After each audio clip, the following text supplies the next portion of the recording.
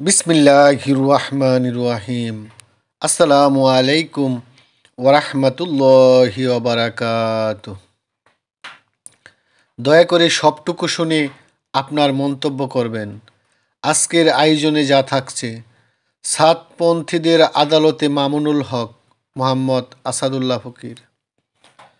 সাতপন্থীরা বলে, তাবলিগ জামাতে ছিল না কোনো রাজনীতি, ছিল না কোনো ভেদাভেদ। কাদের জন্য হলো তাবলিগের এই পরিণতি? কারা দিয়েছে উস্কানি?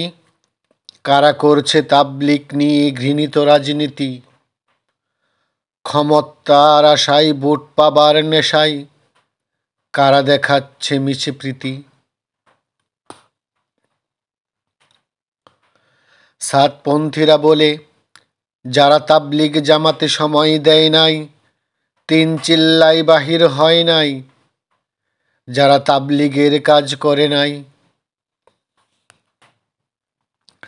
তারাই করছে সমাবেশ আর সাংবাদিক সম্মেলন, দিচ্ছে হুঙ্কার।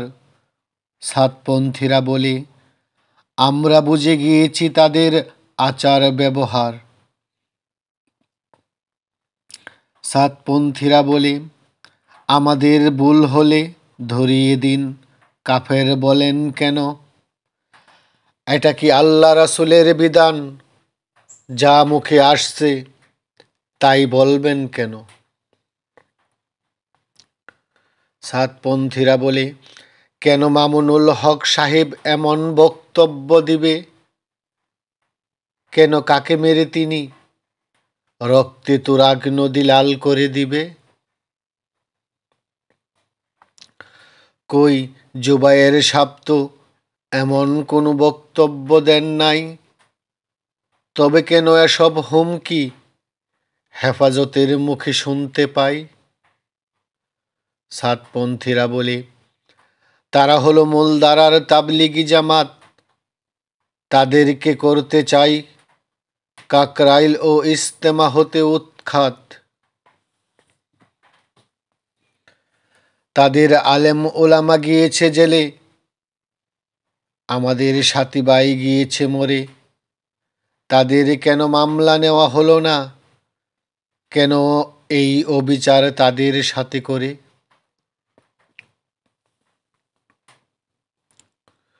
মামুনুল হক সাহেব যে বক্তব্য দিয়েছে এটা জাতি শুনেছে, এখনো ওনার কোনো জবাব নেওয়া হলো না, আমাদের মনে আছে। সাতপন্থীদের আদালতে মামুনুল হক ওনাকে দোষারোপ করছে, আপনি সাধারণ মুসলমান হয়ে বলুন, তারা কি সত্যি বলছে?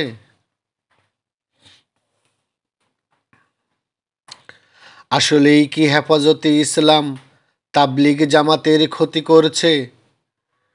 তাদের জন্যই কি তাবলিগ জামাতে এত রক্তপাত শুরু হয়েছে?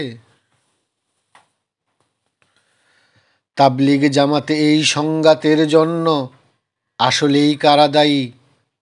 কারা চাই না তাবলিগ জামাতের একতা, দ্বন্দ্ব রাখতে চাই স্থায়ী?